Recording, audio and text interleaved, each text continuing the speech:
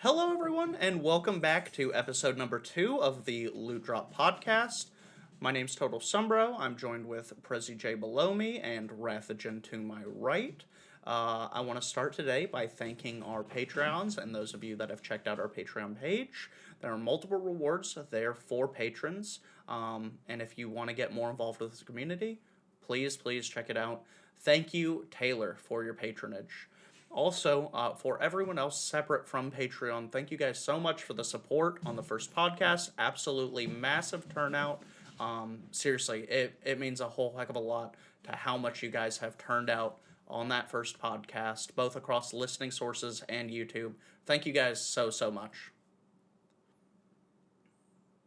All I can think about since the last podcast is a Fortnite skin with the cranberry juice Fleetwood Mac guy on it.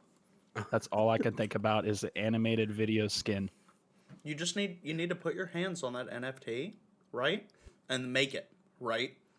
Find some basement dwelling developer to just mod that into the game for you. Pure profit.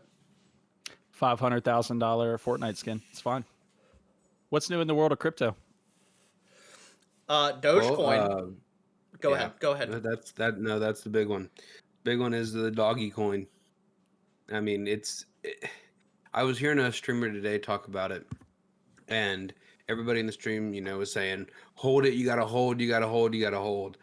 My advice to anyone buying it is don't.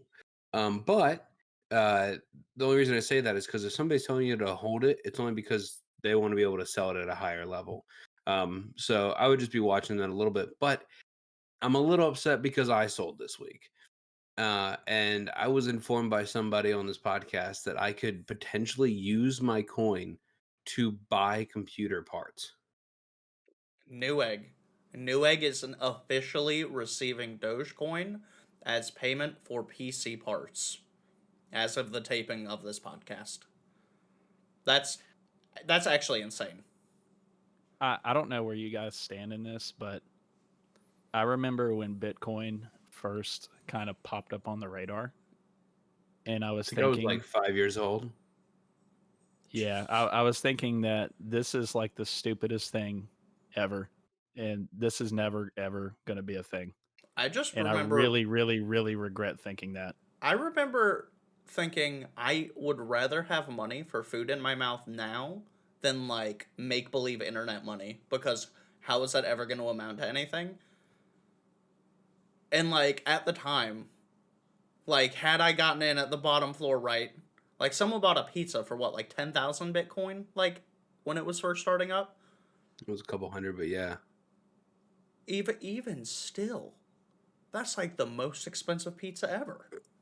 It has to be. It has to be like, I mean, to think that even that was a possibility that early on in it. I mean, the cryptocurrency market has definitely boomed through this whole everyone's staying at home. So everybody has like not only we've always had the internet at our fingertips in this generation. That's just been a thing. And my parents' generation, they're very, very good with it because they didn't grow up with it, but they grew up with having to know what it was because things were changing so fast.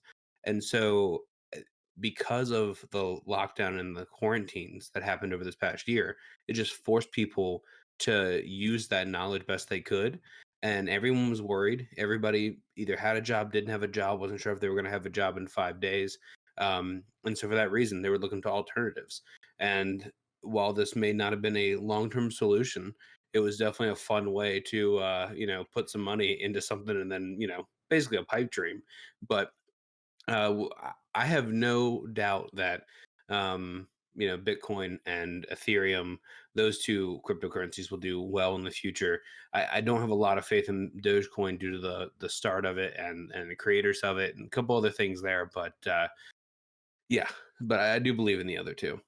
Do you think if they capped Dogecoin, like if they officially came out and they said, look, there's only going to be this many ever? Well, then it puts a value to it, right? That's the issue with it right now. The issue right now is there's no real value to it due to the fact that, I mean, it sounds a little ridiculous that, my dollar bill over here has value because we say it has value, but that's kind of the way it does because we're off the gold standard. We have nothing backing that money. It's kind of the way Dogecoin works, where we can just keep creating more if we wanted to, but there's nothing really backing it. We know how much Bitcoin there is out there. We know it's incredibly hard to mine right now. We know it only gets tougher as it gets closer to that end point um, of the blockchain. So I'm not as supportive of the Doge community. I think it's super memey, and I bought some, and still have some that I'll hold for those people out there that want me to hold. To be fair, you turned out pretty well. Like not to I put out your business, I but mean, you yeah, came I out mean, pretty well. you gotta buy the dips and sell the highs. It's just it's the way you gotta do it. Nah, we're diamond hands. We're diamond hands here. This is Not kind of diamond old hands. news at this point. But did you guys see that some of the hacks that were being sold for Warzone? So for those of you that don't know, from what I understand with the hacks, basically it's a monthly fee, Mm-hmm. right?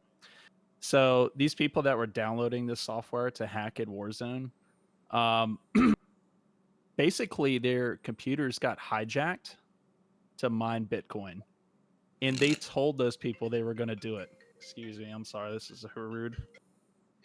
It's okay. It's his broker calling him about the Yeah, It's yeah. about the about the Dogecoin. Bitcoin he's got to buy. The Bitcoin I should have bought 15 years ago.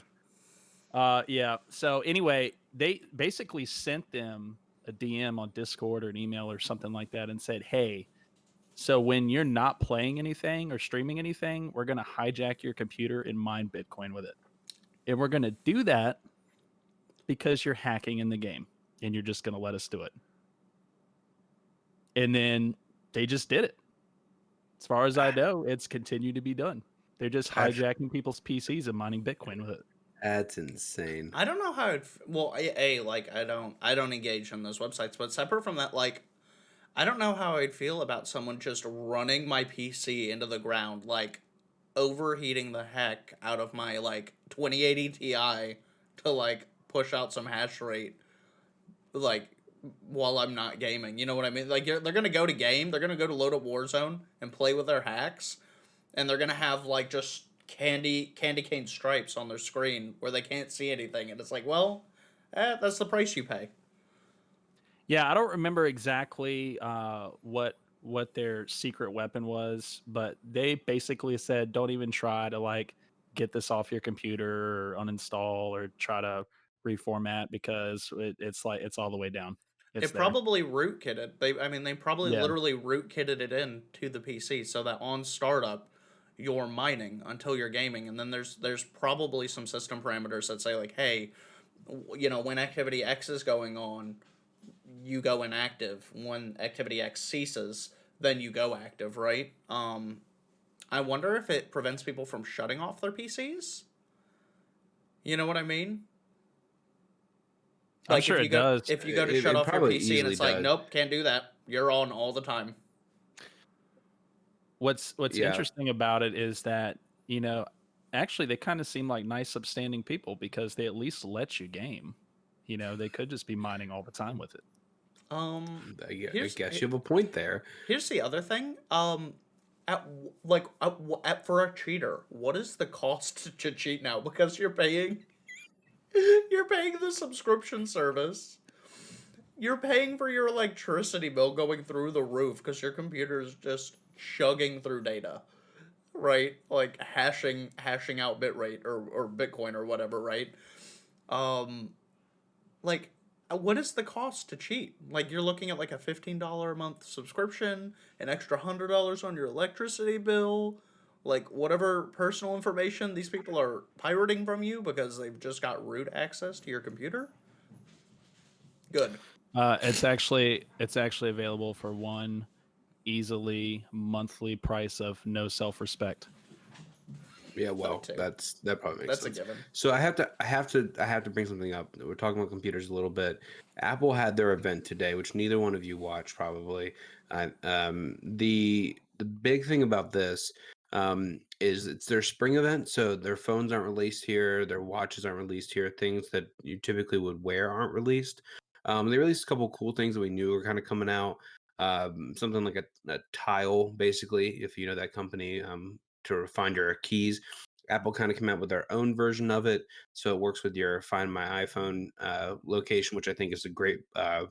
It's a useful piece there, as well as just because of the fact that I have like 4 people on there and I can see where they are constantly.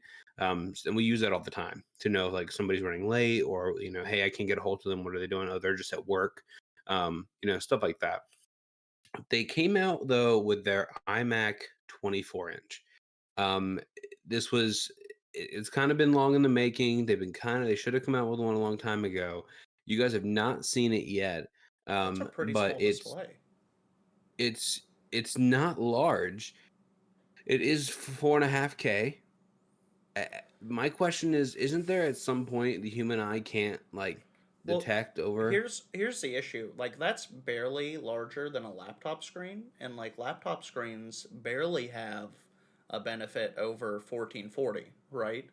So you're That's not talking true. of I have a 4K screen that mattered so much when I was doing photo editing on my did it laptop. matter that much more than 1440? I mean, obviously, I didn't have 2 laptops beside me to judge that, but I'm saying that it did help in the regards of being able to like view stuff and then know what it was kind of going to go up to. I mean, at that point, then why do phones have the like screens that are nice at that point? This is a really small screen Just comparative to like. just marketing because people will buy It's it. not true though. It's a better display. The thing that matters most on a screen is the refresh rate. That's what makes the phone feel responsive, right? But like at Right. a certain like a 4K phone would be like a bonehead move because you're just like the issue becomes pixel saturation. Like at what point are you forcing your GPU to put out more pixels and burn battery or electricity more than it needs to, like for that surface area, right? And then as well, like with those high with the high density of pixels, the backlight, the LCD on the back of the uh, panel has to work harder to get light through all those pixels. Yeah, so I'm gonna real quickly though. I'm gonna real quickly back to this. I don't want to lose this spot here. It's real important. Just like Go I said, ahead. just came out today.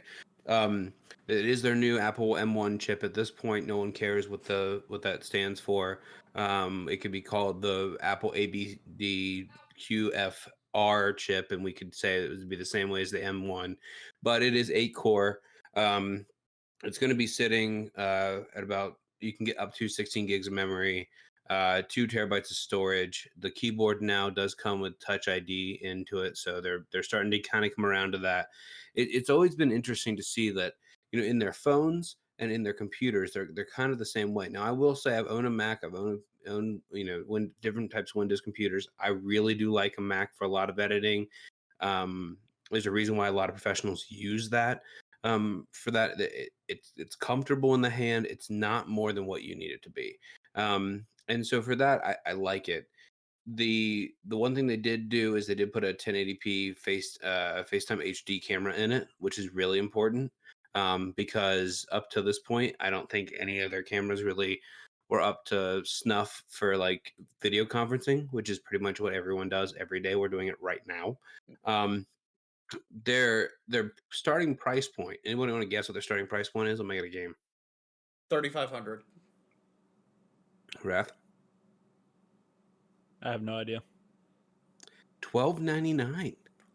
So it kind of Oh, comes up go to be on. where their laptops are, where their base laptop That's is competitive. kind of where, yeah, with their MacBook Pro, it's a very competitive price. I thought the If you Apple want to get adopter tax was going to be like dummy thick there. no, if you want more SSD in it, and if you want the higher memory, if you want to fully kit it out to what it will allow it to do, it'll hit up to 1699. Which still underneath that 2 grand mark for them, I think is really That's impressive. phenomenal. Um, Well, so there are also really good things being said about Apple's M1 chip silicon. Like, oh, so you know about the chip. yeah, no. So I watch a couple tech YouTubers, like a little like small time YouTube channel, Linus Tech Tips. uh, Be small. If you haven't, sir, yeah, he's ridiculous. got nothing on us. Let me tell you. No, but he's reviewed a lot of the M1 silicon, like in different devices that they have, specifically like even the Mac Mini.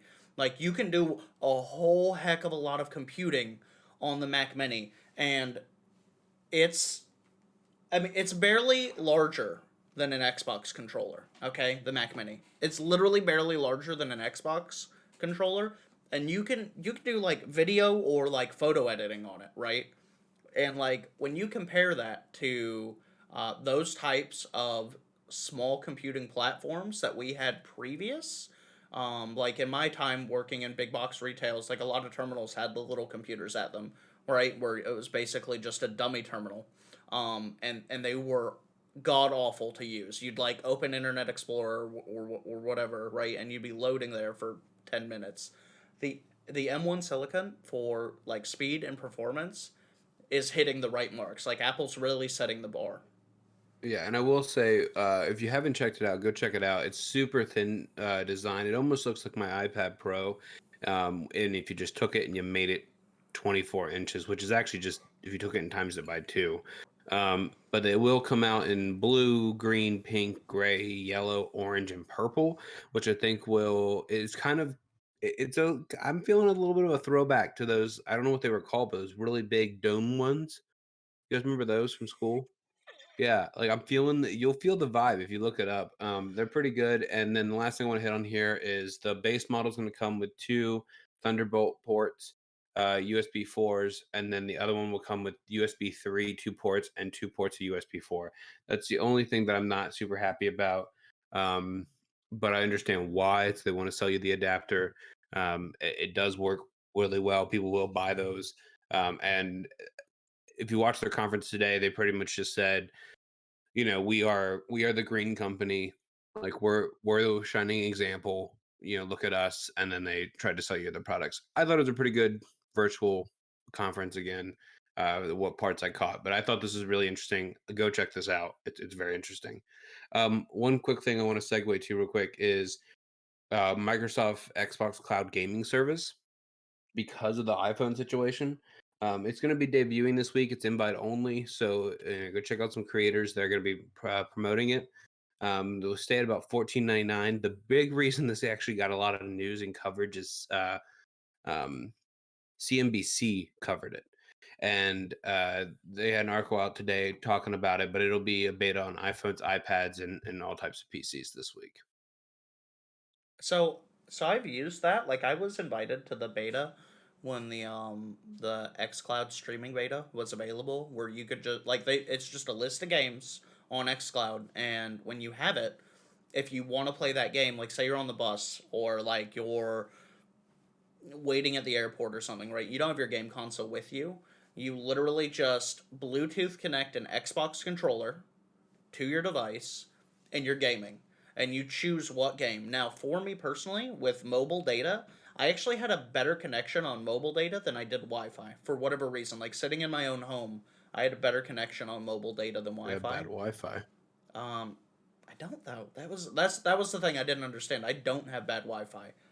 Regardless, um, for the fact that like if you had a moment and you wanted to game, I think it was super fun just to have that option. Like I even used it a couple times when I was road tripping with Heather. Like if I needed to log into Destiny 2 and just like pick up a mod or like pick up something really quick, that something I was gonna miss out like before reset or something like that, I could do that just really quickly. Like log in, run there, grab the thing, and I'm out. Um, with that being said, playing on a tiny display, like a lot of AAA games, like it's definitely not the experience. Like you're not gonna default to that, right? You're not gonna go like, can't wait to go play some Xbox games on my Note I mean, 9. maybe you don't know that though. Like they could be really gearing into that. So, Maybe. I mean, I could see that happening. I mean, the mobile gaming market is really big, right? I mean, it's like they still make a ton of money off of mobile games. So I could see this. I could see this being a good thing for them. I'm glad they're putting it finally out there. Everybody's calling it Xbox's Netflix for gaming, Mm-hmm. which I think is super interesting conversation to have. That like is any subscription will always be based off of how Netflix started it, um, which is For it, which sure. is really For interesting. sure. Talking about things that Microsoft is doing, evidently Discord has reportedly halted buying talks with Microsoft Evidently, they're trying to reconsider their options. They're gonna go to Amazon. Do you think? Do you Amazon's think gonna buy it, and it's and gonna go to integrate it crap. with Twitch? It's gonna go to crap. It's done. I Discord's I done. I actually hope that Amazon doesn't buy it, just because I hope Amazon's no not one had buys it. I hope everybody Amazon's says they well, can't buy because it's too much of a hassle. they're the well, I mean that may be why they're trying to sell it. You know what I mean? But Yeah, well, with Amazon at this point has officially canceled more games than they've published, like for their gaming sector. And Discord is used for a variety of things now, not just gaming. You know, like businesses use it, families use it, you know, to communicate in families. But like it's, I think first and foremost, like it was a gaming platform, you know, to enable easy comms, right? Um, I Raph, what do you it, think about this? Like, do you think Microsoft buying this would be good, or does it shut out part of like this whole Sony platform that's there? I think that we're kind of at an interesting crossroads. So I think about like what I would refer to as old school PC gaming pre Discord, right? We had TeamSpeak and what Ventrilo. Those are the options, right? but it was all awful. That's why Discord is so popular. But this is where I'm going. So then we have Discord that comes out, right? Discord has all of this functionality. There's so many things that you can do in Discord. You can use it for streaming, you can use it for voice, you can use it for text, you can use it for video conferencing. It's got so many uses. Excuse me. It's got so many uses, but now you've got programs coming out like Clubhouse. So Clubhouse is essentially Discord, but they've removed all of the functionality. It's just voice. It's just voice chat rooms, and that's all it is. So I'm wondering Eh, if there's But going it's to it's be got a completely different feel, though. You know what I mean? Like, have you been in Clubhouse? no. No, I haven't. Mm-mm. Yeah, Clubhouse is like it's more like it's more like it's it's way more like there's a individual who knows a lot about a topic, and then they put out like, hey, I'll be live from 6 to 7 tonight talking about this. And so then you get like all these people that really want to hear about this topic to come in.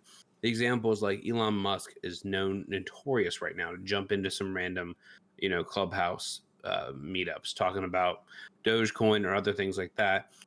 He jumped into one that was just like, what is Tesla doing? And he just jumped in and then just kind of talked about what Tesla was doing. So and a lot of celebrities use it now because of that. It gives them another way to talk to their Not audience. So not to I interrupt you, think but this is completely different. just for the point of clarity, are they is it a temporary voice housing, like where you create a channel and then when everyone leaves that channel expires, or do you is it like Yeah. Discord where you Yeah, make chat channels no, and then no, you no, no, join no, into no. those? So it is No, I temporary. always Like it's like I Snapchat kind of. Like you when you view it co- and then you well, unview I it, it's mean that's a gone. horrible analogy, but yeah, that's not surprising for you. I'm a So boomer. I the wouldn't want. yeah, so I mean, but it Discord. The nice part about it is that its functionality was made by gamers, and you can tell. Like, I mean, Wrath, you had a good point. Like, they didn't really have a good system there, and I mean, Xbox, I can sit there and go into go into there, even though it's horrible. Separate from Discord, I would say like Xbox. So I had a PlayStation and then I had an Xbox. Xbox is a lot more intuitive to like join a party like mid game. Like if you're gaming and you want to invite a friend to game, or you want to invite a friend to party, or you want to party up with people that are playing different games, prior to Discord, Xbox was the easiest way to game with friends, Yeah. like and So does chat with them. Microsoft buying? Okay. So does Microsoft buying Discord though make it better for PC gaming? I think in a perfect world, it changes nothing. I think in I a guess perfect world, I'm sorry, give me stupid 2 seconds rather. I think in a yeah, you're perfect good. You're world, good. Microsoft buying Discord for PC changes nothing, but for Xbox changes everything. Because then you bring the ability to integrate Xbox parties with Discord, right? And you could say rather than partying up, you could even send someone like a Discord invite into their Xbox party, And so that when you have this cross-platform play, you have now one place where that communication can go through, rather than trying to go through TeamSpeak on a bunch of different platforms, rather than like PC trying to communicate with Xbox and Xbox trying to communicate with PlayStation and all of those trying to continue communicating with like Nintendo Switch. Instead, you have almost like an open source kind of communications method, because I don't believe, if Microsoft purchased Discord, I do not believe that they would make it unique to Xbox. I think they would open it up to consoles. Microsoft wants to see gamers across platforms gaming. And right now, with the acquisitions that Microsoft has made, Microsoft holds the upper hand for those talks. Right? In the past, when Microsoft has probably tried to approach Sony and been like, "Hey, we want to we want to cross-platform these games." Sony doesn't need to do that, right? Sony has The Last of Us. Sony has God of War. Sony has all these amazing Spider-Man, all these amazing titles that people want, and there's no incentive for Sony to come to the table. There's no incentive for Sony even to enter into negotiations, whereas now Xbox is holding a couple more chips. So I guess the point that I wanted to get to earlier with the Clubhouse thing, and obviously Clubhouse and Discord are two different things used for two different purposes, but there's nothing that's stopping Discord from being used for the same purpose. Agreed? If they were to want to do that, What do it you could mean? be done. As far as what Clubhouse is currently being used for, Like the temporary chat rooms? basically Which it audio does. talks. Yes. I mean, Discord it does it all the already time. does it. Discord already does it. If I invite you to a call and I don't assign you a role in my Discord, within 24 hours you're gone. Well, that's still a horrible analogy. I'm saying that like the fact that there are groups that I'm a part of that like just about stock market stuff. And then there's constant people in there all the time. And you just jump in. If you're like, if I'm gonna go do a buy and I'm not sure if it's a good buy, I will jump in there real quick and say, hey guys, I'm thinking about buying this. Is this a good idea? And there could be somebody in there that very regularly is there someone in there that has like a degree in this and is like kind of giving me some advice to then go buy something. They're like, hold on, let me learn you something. But the difference between Discord and Clubhouse, I think, and I think hopefully this helps Wrath a little bit in this, but the difference is this was made by gamers, and Clubhouse was made for a different generation. And so a different generation that just wants to listen to people talk really quickly about a special topic and feel like they're a part of this conversation and then jump out. While So Discord was built for gaming. Are you saying Clubhouse is like a Gen Z platform? Is that the conversation? 1000%. 1000%. So this goes back to what you were talking about on the is... previous podcast, right? With the attention span thing. You want to be able to hop in, like get your info and hop out, and then not have not be tethered to something. Yeah, but I'm interested to see where these kind of go. I really don't want Amazon buying this, but I think Amazon's got the upper hand on this. You can't tell me Microsoft has the upper hand on this. Do you think Amazon has more of an upper hand than Microsoft? Can I make a point, Wrath? Please, I'm listening. No, I'm asking Wrath. I'm not talking to the guy who has a difference between Amazon is worth $386 billion. You want to know how much Microsoft's worth? $143 billion. There is $150 billion difference there, bud.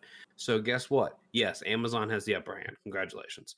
Like, I mean, the fact that Amazon is the biggest company, period, they can do what they want. And if they want it, they'll take it. So let me backtrack because I'm not getting to my actual point. Go ahead. Yeah. We keep derailing at Clubhouse. So it's not really the point. It's about Clubhouse and what Clubhouse is.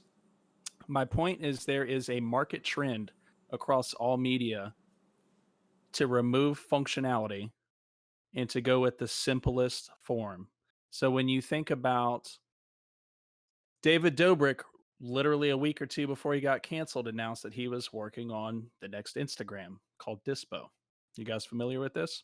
Yep. So, Very. okay. So you know what I'm talking about, Prezi. Basically, Sunbro Dispo, what it was is it was a Instagram app, but when you took the photos, there were no filters, and you had to wait for your photos to develop. It would take a whole day before you'd be able to see what photos you took. But the next generation is interested in that, right? Gen Zs are interested in that. So my point is that I'm not sure it really matters who buys Discord, because Wide scale though, or like a niche? is Discord going to get usurped in the next 10 years by an Yeah, app that's that has good. next to no functionality? I That's mean, my I point. like Is absolutely. that. I like that. when is the No, Clubhouse for gamers going to come out? You know what I yeah, mean? or it's just a button. Like it's and it's just an app on my phone that I just click like 6 different people or just on my PC, and they just jump in, and literally that's it. Like I'm not texting, I'm not anything. We're not sending pictures back and forth. It's basically just like Xbox Live game chat, but very, very simple down for literally every platform. I like that. I mean that I think that's super appealing. If I gave somebody, like, we have a family Discord that we never use, but in it, I mean, I've got a million different things in there. It was set up to have like 5 different voice channels for different things if we were talking about it. And if I gave that to somebody else, they would say no, like we're not going to be a part of this. And so I think you have a good point. And yes, some bro, people are interested in that. Like millions of people were interested in that. I'm not sure we can expect Total Android Bro to keep up on the I forefront of don't. Yeah, technology. total old bro has not got this in his system today. I'll be honest with you.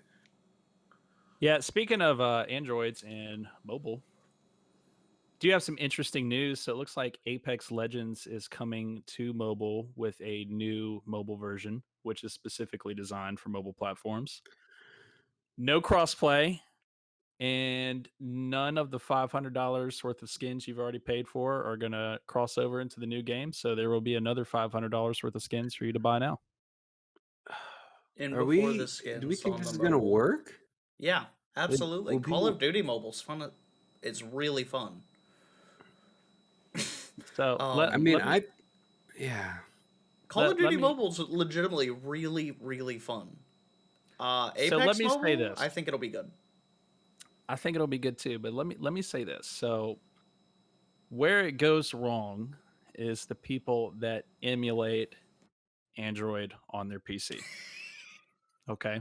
You have some And gamer I playing with can mouse tell and you this keyboard. from experience on Call of Duty Mobile. I was having such a bad day in Warzone one day that I downloaded an Android emulator and emulated Call of Duty Warzone or Call of Duty Mobile with mouse and keyboard. Okay. I had a 30 KD. Now, don't get me wrong. I'm pretty sure if I played that way for 6 months straight, eventually the skill based matchmaking is going to find all the other people doing the same thing I'm doing and put me with them. And then it'll be hard because I'll be drop shotting PC players instead of people playing on their iPhone SE. Right. So I think that it will be really good, but your mileage may vary like every other mobile game. And if you could play it on an emulated Android version, Actually, I like PUBG Mobile more than I like actual PUBG because the mobile version of that game runs so much better. Like, I don't know if you've played PUBG Mobile, but it's optimized.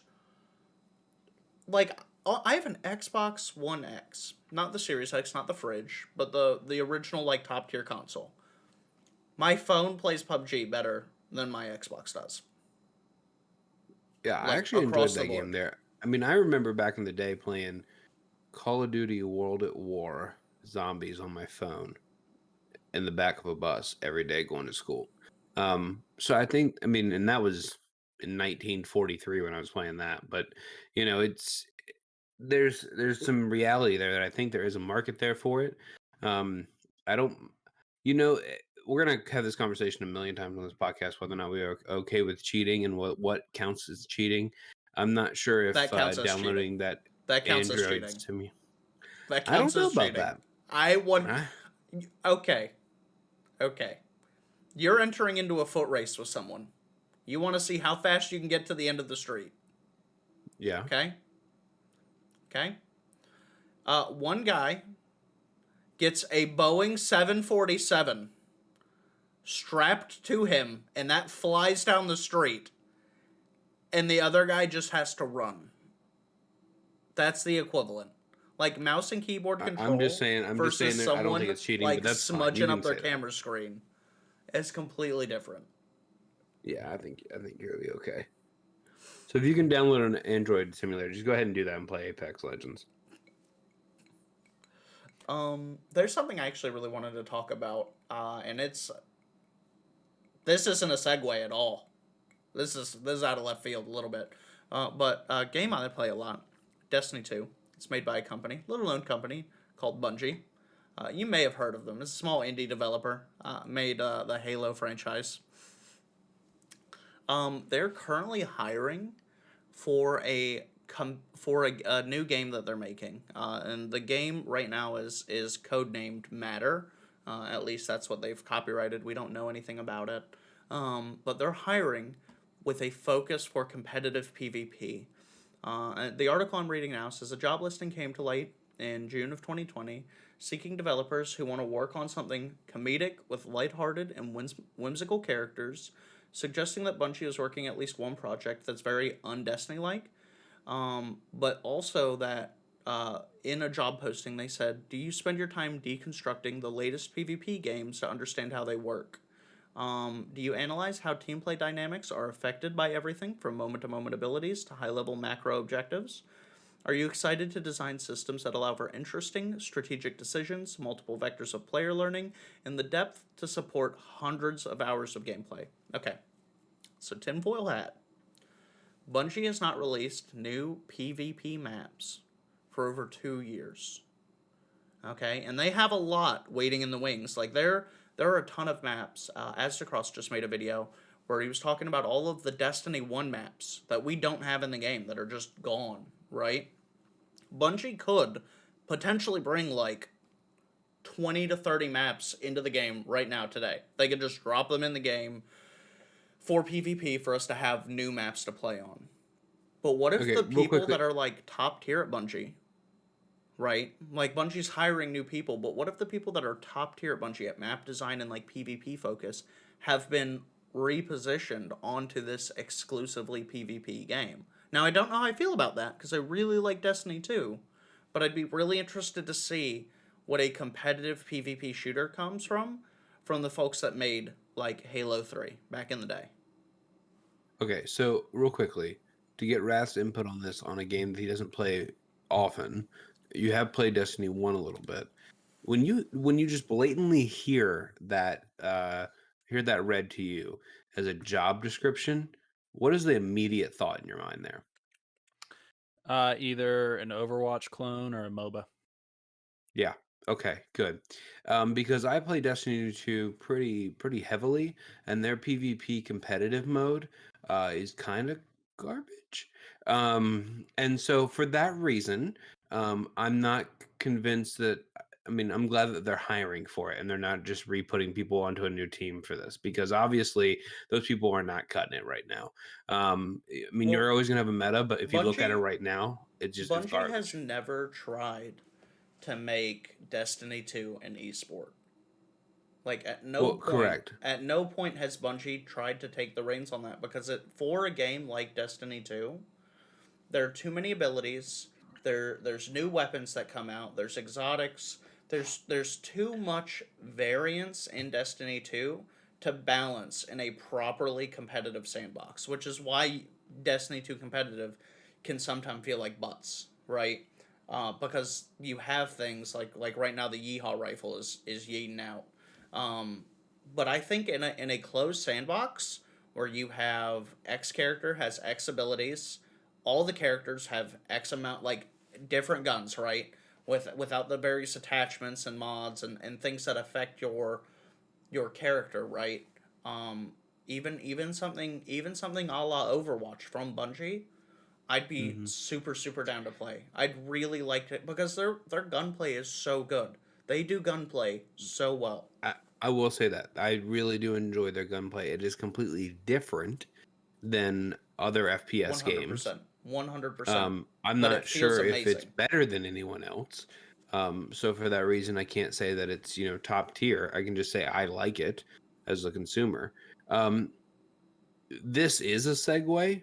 I'll put up another prompt that I didn't put up in the last video. It's a segue. Here you go. Wrath, you mentioned Overwatch. Have you played the first Overwatch? I have. Okay, so what were you? Please tell me about it. I have no clue about Overwatch. I'm the new person. Never played Overwatch. Never seen Overwatch. Never seen gameplay of Overwatch. Nothing. Really? Well, so I mean, Overwatch really took the idea of the MOBA, like League of Legends and whatever, and made it into a shooter. So it's the same idea where you have specialty characters with specialty abilities, right? Hmm. And then those abilities are applied to various effectiveness inside the game. And so many games have been spawned from it. Apex Legends was spawned from it. Valorant was spawned from it. All of those things are stealing from the MOBA genre and Overwatch. That being said, I didn't really enjoy it. Overwatch was just not my thing. I Yeah, played and a so ton of Overwatch, just for the record. okay, and I'm did you sorry. enjoy it? Yes, very much. But, big but, gigantic but.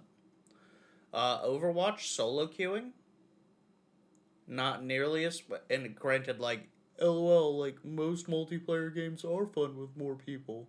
But, like, stacking as a team and having competitive team composition in that game is what would make that game fun, because that game had the equal opportunity to be very unfun if you had someone on your team that was like, I'm going to play Genji. And then the other five people would go, we don't really have the team composition for you to play Genji. And they'd be like, I'm going to play Genji. And then you have five other people that have to reconfigure what they're doing to then cater to that person, because a lot of games and a lot of team fights in that game will come down to team composition and synergy, right? Like, you can always yeet out and you can do a lot as an individual player, but Overwatch did a really good job of making you rely on your teammates. One person cannot carry an Overwatch game. It is a team effort, 100%. If you have one person doing really well and everyone else's game falls behind, well, that payload is going to make it to the end and you're not going to stop it and they're going to roll right over you. You have to be maximizing your synergy. You have to be knowing what healer you're pairing with what tank, what the abilities are, what your ranges are, what your teammates' ranges are, what your teammates are doing, and where your teammates' normal setup and choke points are for going for damage. Like with the team I would play with, we'd have a Pharah that would be playing way up in the air. We'd have a Mercy pocket healing me. I was a Reinhardt, so oftentimes I was the big shield. But sometimes, like if we were at a choke point or there's an area of the map where I could knock people off, I'd literally tell my Mercy, I'd be like, "Hey, don't follow me," and they'd be like, "What?" And I would dive three of the enemies just straight off a cliff. I would just charge So them so straight off a cliff. so I guess I asked my question to Wrath specifically because I didn't care about the other part. But I'm glad you were Reinhardt, whatever the heck that means. It still doesn't matter to me. I It's still don't such care a about ever good playing that game. But the interesting part, I do have to say, is Overwatch 2 has been in the making for the last, I don't know how many years. I know I've heard about that. It was supposed to come out in 2017, and then it didn't. It got delayed to 2020. 2020 was a great year. And so for that reasoning, they pushed it to 21.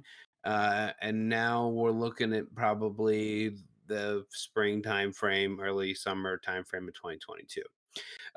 With that, there was a pretty big announcement done today. I would like to read this actually. So I'm going to bring this in front of me here and read this out loud for everyone. The director of Overwatch, the Overwatch series director, Jeff, how do you say his last name? Kaplan, Kaplan. Kaplan. is leaving Blizzard after 19 years. I do think that these parting words are probably some of the best that I've seen of somebody that is leaving a company after that long. You obviously, I can't imagine leaving a company after 20 years and having, a positive reason, positive outlook on that company still. But his words were, let's be a little lengthy. I'll actually put this up on screen. So if you're listening to this on Spotify or anywhere you get podcasts, you get my voice. I'm leaving Blizzard Entertainment after 19 amazing years. It was truly the honor of a lifetime to have the opportunity to create worlds and heroes for such a passionate audience. I want to express my deep appreciation to everyone at Blizzard who supported our games, our game teams, and our players. But I want to say a special thanks to the wonderful game developers that shared in the journey of creation with me. Never accept the world as it appears to be. Always dare to see it for what it could be. I hope you do the same. So he does leave. It did cause a little bit of a stir up on Twitter. A bunch of people are now like freaking out, mainly because they were already worried that Overwatch 2 was going to be bad. And now they're definitely concerned that Overwatch 2 is going to be bad. Okay. Well, Overwatch 1 was bad, so I think their concerns are justified. Yeah, Raph, I'll well, excuse you. Um, you think so that the one game here's is really good that you're supposed to be here's streaming and you never do. here's Dark Souls. I streamed it just for you. You didn't turn in. Moving past that, Overwatch 2, I think got panic announced by higher ups at Blizzard when they had wound themselves up in some Maybe this guy should have left earlier on. when they wound up in some drama that they should not have wound up in. Now, that's old news, and I'm not going to go into it here. But if you want to know, Yeah. look into it when they announced Overwatch 2, right? Because there was something pretty big going on for Blizzard at the time. With that being said, the release for Overwatch 2, as someone who I don't play a lot of Overwatch now. I went through it. I had a team, and right now I'm back at Destiny 2 and other games. But with them releasing Overwatch 2, the content that they're talking about bringing to the game is literally Overwatch with like some PvE content and like a couple character refreshes. And so you're talking about fully releasing a sequel to the game that's essentially the same game. And then, as well as that, you have Overwatch 2 is going to be playable with people that have Overwatch 1. So what's the difference in content? Like if you're literally have Overwatch 2 and you're playing with people that have Overwatch 1, what content do you have available that they don't? What benefit is there to you buying this new game? I mean, they did say that this was not going to be a DLC or an expansion. This was going to be a completely different game, with the That's my same point kind of though. basis to it. I No, understand, but no, like you could say that. Overwatch 2 is playable with Overwatch 1. If you have Overwatch 2, Oh, Prezi, sure, sure, and sure. I only have Overwatch 1, we are playing the same matches. We are playing the same hero shooter. Yeah. Why do you buy Okay. Overwatch 2? Yeah, but that could be said about a lot of games. But that could be said about a ton of games in that same sphere. Why you would buy the next one, because there's going to be things in there that you cannot get in the first one, and people are going to want that. I mean, Okay. that's plain and simple Okay. right there. Okay. Fair enough.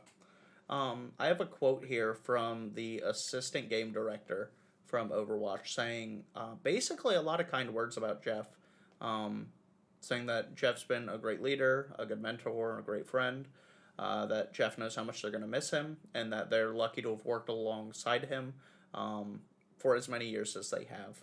Um, on this Jeff's Overwatch updates, his Overwatch like game development updates, absolutely S tier for meme content. Hilarious. Hilarious meme captions from Jeff Kaplan doing the like, "Hi, it's Jeff Kaplan here with the Overwatch team." So I don't know about y'all, but I feel like Blizzard has had some missteps in recent years from the company that many of us learned to know in our childhood with games like StarCraft, Diablo, Warcraft, prior to WoW. I just haven't really gotten excited for anything Blizzard has done in years. except the Diablo 2 remake. I am so hyped for that game. But you know what's funny is people have already figured out a way to download that game through the Blizzard launcher and are still streaming it on Twitch to this day. Are they just having to go by and strike all of that? Yeah, Yeah, and I'm sure they just are. copyright striking them. Oh, I'm that sure makes me they feel are. so That's good. horrifying. That's awesome. I love that. That makes me happy, actually. You could be a no webcam, no microphone, no anything streamer on Twitch and stream Diablo 2 Resurrected right now. You get 100 viewers. I bet. Be right back. Easy. Going to risk it all. Well, I mean, at the end of the day, whose fault is that? It's obviously some developer that left a back door open. I mean, because this does Yeah. not happen in every game. So that's why I like it. Because I like seeing somebody lose their job over being dumb. So it's kind of fun. And it's at the, some It's Twitch at your own streamers are getting risk. some good It's definitely views. at your I'm own okay with risk. it. Yeah. Okay. I kind of feel bad for him, but that's fine. Well, a lot of like the original, like what we think of classic Blizzard, I think a handful of people from Blizzard have gone and founded a new studio. High Moon or something like that. The news has been out for a couple years. Let me look it up. Well, and while he's doing that, as somebody who never played WoW, and I never will You're play missing WoW, out. I'm not missing out on anything. I All right. I've read books, I have watched movies, I've been able to do so much more with my time than play WoW. You're missing out. WoW is like a digital treadmill that makes you unhealthy. Exactly, and that is It's a beautiful way to put it. it's not as bad as it used to. So I played WoW when I I've was seen you 16 play it. when Burning Crusade was out. That experience compared to now is completely different. In 2 days, playing the current version retail WoW, like this probably like 6 months ago or so, I caught up to the point that took me months of gameplay when Burning Crusade first came out. They've definitely done some tuning and optimizations to make it easier, and I've got the information now. So Mike Morhaime, the co-founder of Blizzard, has launched the new company called Dreamhaven. And Dreamhaven has established two new game studios, Moonshot and Secret Door. And I will be very eagerly awaiting games announced from those studios. Because since Blizzard merged with Activision, the polish or their shine has definitely faded, and I am not very big on the gaming company Activision, just both for their anti-consumer practices and them recycling garbage. I was very happy when Destiny Plays 2 booted Destiny them. 2, plays Destiny 2, and does not like recycling garbage. Kind of feels bad, man. Sunbro's face says it all. I mean, how many guns in your vault are D1? I'd have to count, but like some. Probably the majority. No. How many maps do you play on that are D1? 4. Yeah, they're still there though.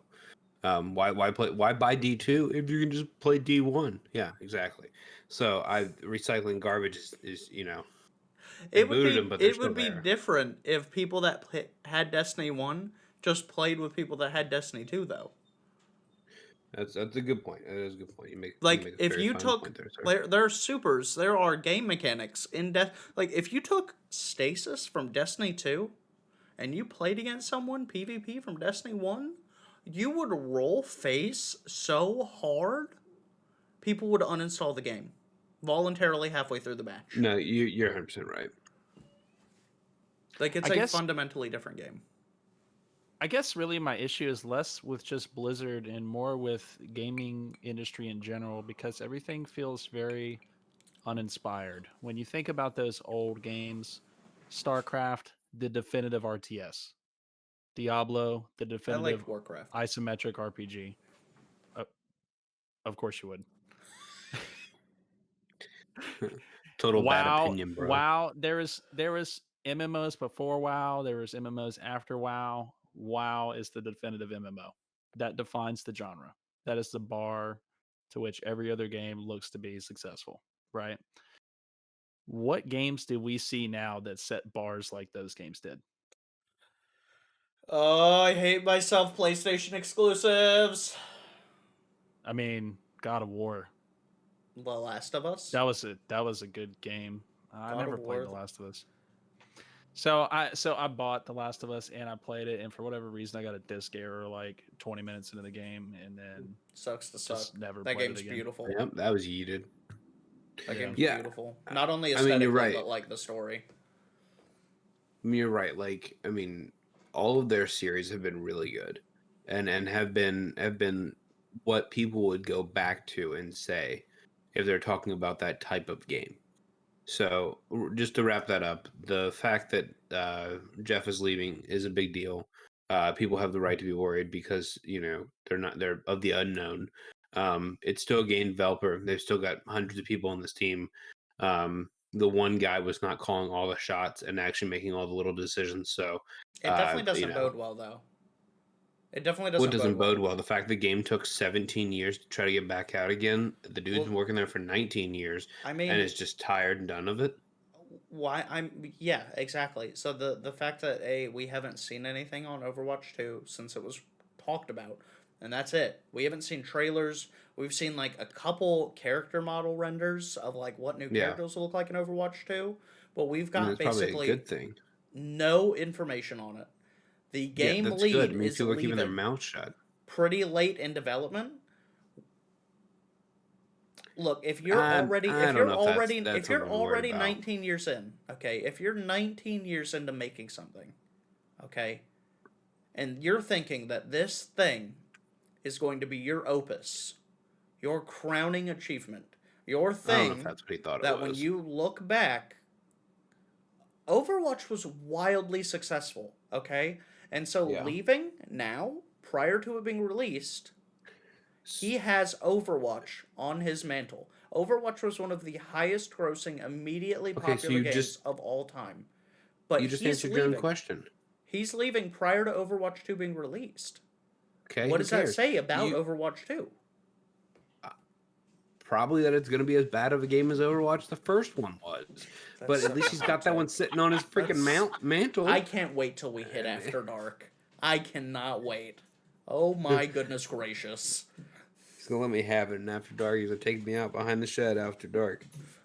Dun, dun, dun. Dun, dun, dun. Figured out. How long have we been going?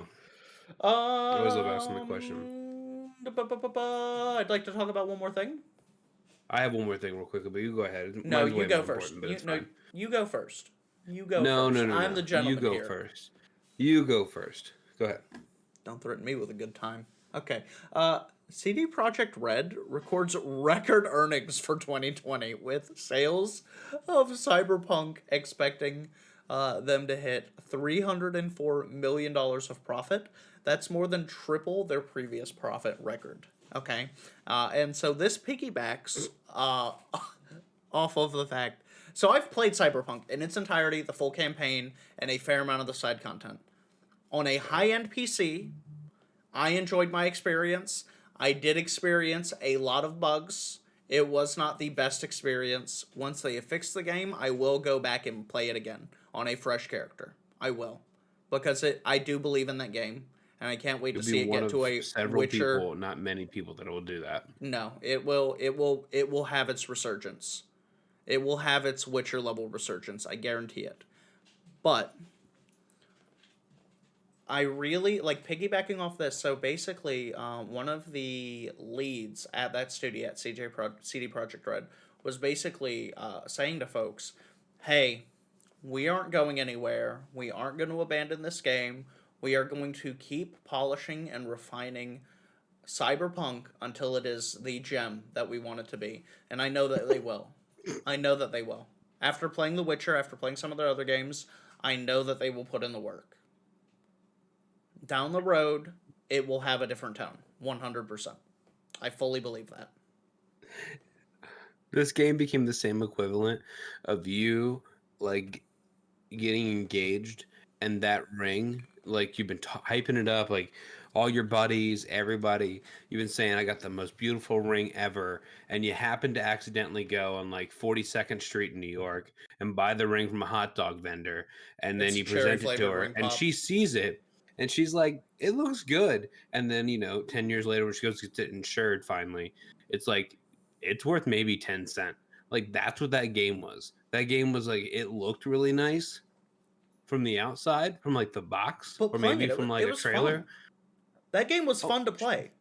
Minesweeper's still fun to play, No, but at it's least not. it Get out of works. my face. I At cannot wait least till it after dark. I works. cannot wait until after I'm dark. I'm telling you right now. I like playing a lot of games, but at least they work. At least I didn't waste a ton of money. I mean, yeah. Subro's heated because he spent a lot of money on a game that's absolutely horrible. Absolutely getting ready to pop. Wrath, you didn't buy that game, did you? No. Yeah, that's smart. I'm You, sorry you just both had of to you wait have 2 bad hours. taste. To be fair, I wanted to play the game, but I I have wasn't too, gonna but play it. I wasn't gonna buy the PS4 version, and I wasn't gonna try to run it on a GTX. Do not buy it on 1650. console. Do not buy it on original console. If you do, you're a big dummy head. well, here's my thing. I'm fully with you, Wrath. Unless I had a new gen console, or if I had a good computer. At the time, I didn't. Yep, he just got real quiet there. At the time, I didn't, and for that reason, I wasn't going to spend the money on the game. When they said you could play it on the old consoles, I was like a little skeptical anyway. I was like, isn't the whole point of this to be like supposed to be like really beautiful and be top of the line and use all these nice things? It's not going to run well on my Xbox. They should never have released it on the old hardware. They should have been blunt off the break and said, "Look, we are developing a game with a next level vision and a vision that is truly next generation. With that being said, we will not be releasing on the current hardware. While we know Yeah, this but upsets many folks, we look forward to you checking out our game when you can." And the reason they didn't is because they would have lost out on a ton of sales. Okay? Which is super unfortunate for a game company like CD Projekt Red that's so pro consumer to suddenly make the about face and underhandedly say things like, "I'm surprised how well the game runs on previous consoles." It doesn't. It looks worse than Minecraft on like 2D textures at like 280p resolution. It literally on like a PS4 or an original Xbox, the game looks awful. Meanwhile, I play on a 2080 Ti, okay, which is not obviously the new graphics cards, but it holds its own. And that game is beautiful on PC. yeah, Phenomenal. I um, loved playing that game on PC. yeah. Wrath, did you have anything else? Yeah. So the thing about Cyberpunk is, I think, in my perspective, you could have seen this coming a mile away. Let me explain. So Keanu Reeves has been basically the front man for Cyberpunk for how long now? Years. E3, that year that A it was while, announced. right? A while, right? Yeah. They did such a good job generating their own hype, right? Like they made their own hype. They were their Mm-hmm. own hype man. Mm-hmm.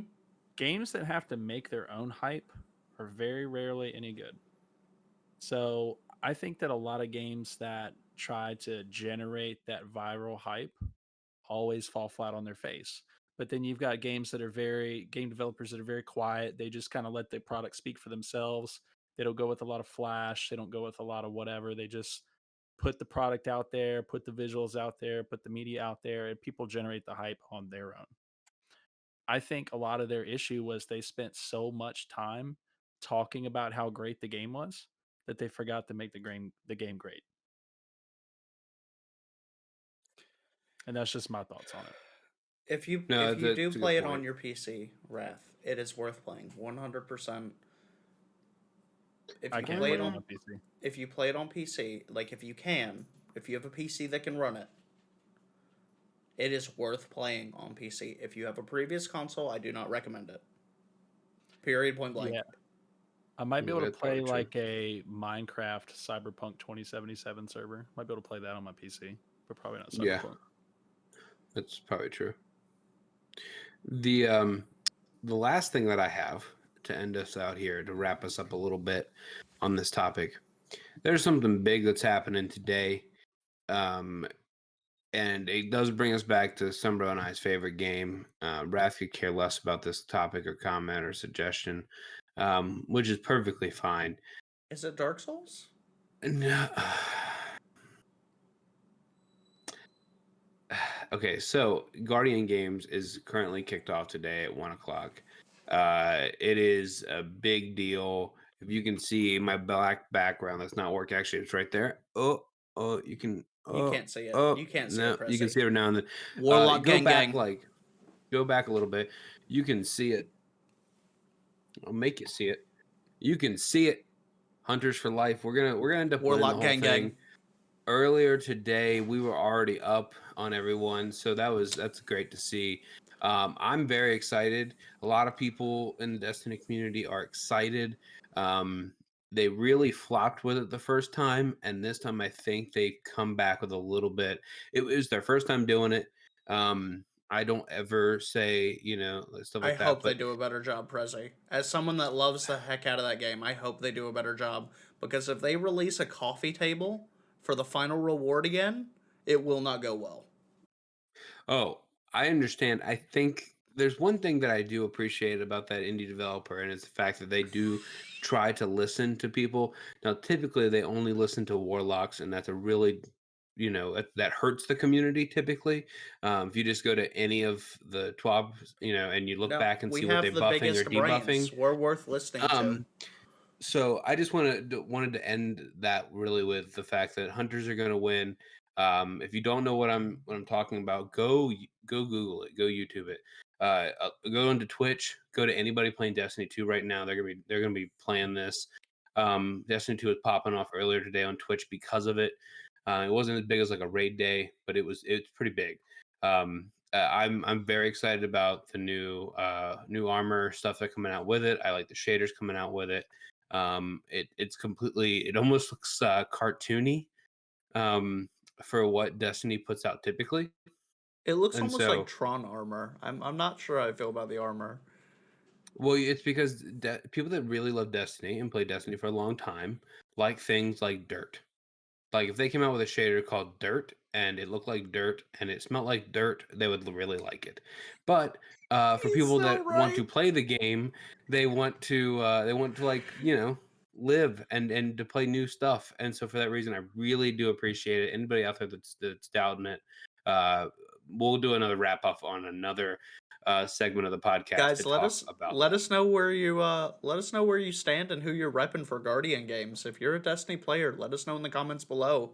Who are you repping? If you don't say Hunter, we may ban that message, No, but that's perfectly fine. Warlocks gang gang. Warlocks best So, and boys. like I said, Wrath could care less about that conversation or any of that. Wrath, do you have anything else before I wrap us up here fully? Nah, I think I'm good. Yeah. It's been a long day. We're having a good time. There's Total Sunbro has definitely mentioned several times that we have this thing called After Dark. It's super special, very exclusive, only meant for our patrons right now. You can find us at patreon.com/loot drop pod. You can also, it'll be linked down below. So is our Discord. Come in there, chat with us. Tell us why Overwatch is the bad game. Tell us why Diablo 2 is definitely tickling your fancy, and tell us that Hunters are going to win the Guardian game. So don't forget to like, comment, and subscribe. Thank you, everyone, for viewing this podcast.